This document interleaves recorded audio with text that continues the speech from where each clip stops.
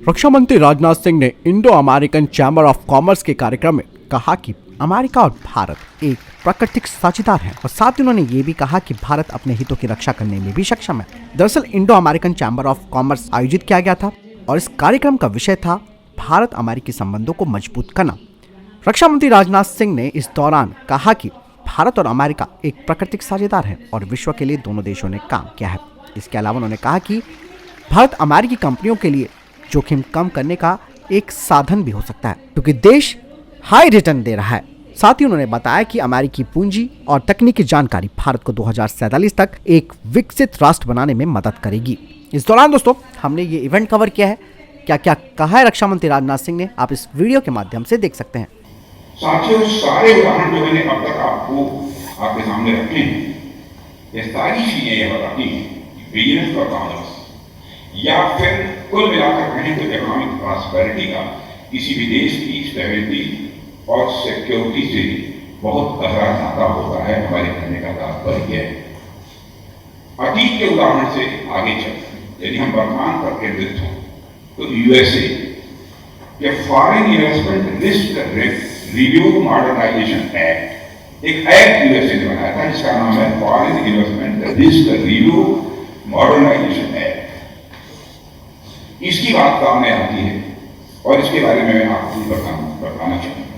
यह कानून उन क्रिटिकल सेक्टर से ले लाया गया था, यह कानून उन क्रिटिकल सेक्टर से ले लाया गया था जिनमें फॉरेन इन्वेस्टमेंट यूएसए की नेशनल सिक्योरिटी के लिए एक कंसर्न बन सकती थी। उसको रोकने के लिए यह एक्ट पास किया गया था वहां की सीनेट और कांग्रेस द्वारा।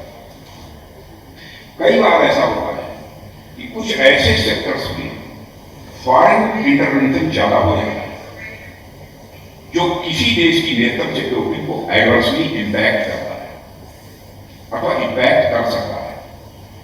तो एक तरह से उन चिंताओं का समाधान करने के लिए अमेरिका के द्वारा इस कानून को लाया गया है। साथियों, सिर्फ यूएसए ही नहीं बल्कि दुनिया के अनेक देश अपने अलग अलग कानूनों या सिर्फ सरकारी आदेशों के माध्यम से अपनी नेशनल सिक्योरिटी और बिजनेस एंड कॉमर्स के बीच संतुलन बनाने का बराबर ऐसे कानून बनाकर बराबर वो प्रयास करते हैं। आज की तारीख में आप बिजनेस तथा स्ट्रेटेजिक इंटरेस्ट को अलग अलग रखकर किसी भी सूरत में आगे नहीं बढ़ सकते हैं, यह मेरा पक्का विश्वास है। आपको दोनों को साथ लेकर चलना हमारे लिए भी जितना महत्व बिजनेस और कॉमर्स का है उतना ही महत्व हमारे लिए डिफेंस और सिक्योरिटी का भी है।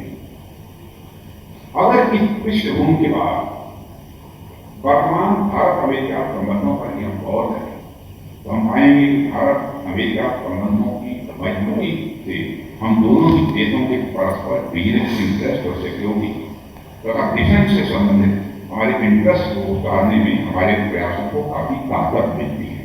जो भी हम एफर्ट्स कर रहे हैं उसको काफी मजबूती से भारत और अमेरिका दोनों विश्व के सबसे बड़े लोकतंत्र हैं।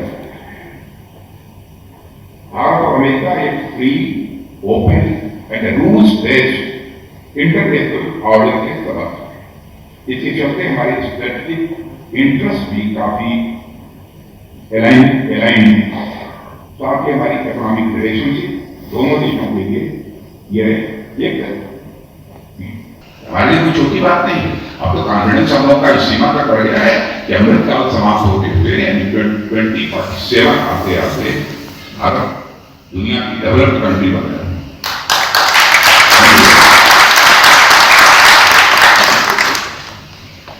हमारा आत्मनिर्भर भारत का कार्यक्रम आइसोलेशन को नहीं बल्कि कंपेनियनशिप को बढ़ावा देता है।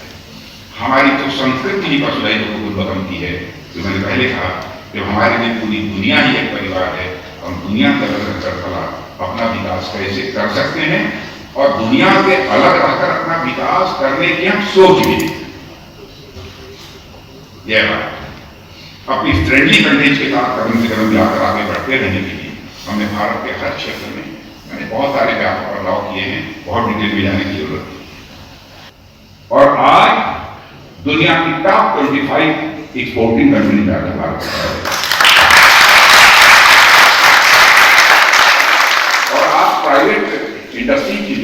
उनसे भी मैं कहना चाहता हूँ, अपने कैपिटल एक्सपेंडिचर का 75% मैन्युफैक्चरिंग के लिए जो भी तय किया है 75% वो करिए प्राइवेट इंडस्ट्री। इस दौरान भारत में अमेरिकी राजदूत इरिक ने कहा कि जब दो लोकतंत्र सहयोग करते हैं तो इससे लोकतांत्रिक विश्व व्यवस्था मजबूत होती है। ये नियमों पर आधारित भारत के लिए शक्ति गुणांक के रूप में काम करेगा। सत्र के दौरान भारत में अमेरिकी राजदूत श्री एरिक गॉर्सेटी ने यह भी कहा कि अमेरिका ने भारतीयों को 60% अधिक वीजा जारी किए हैं और कम समय में पहले की तुलना में लगभग 70% कम समय लगा है। उन्होंने आगे कहा कि अमेरिका भारतीयों को वीजा जारी करने में लगने वाले समय को कम करने की कोशिश कर रहा है, जिससे कि दोनों देशों के बीच में संबंध और मजबूत होंगे। और रोजगार की वृद्धि का जिक्र करते हुए उन्होंने कहा कि अमेरिका की कंपनियां भारत में 30 लाख नौकरियां पैदा कर चुकी हैं।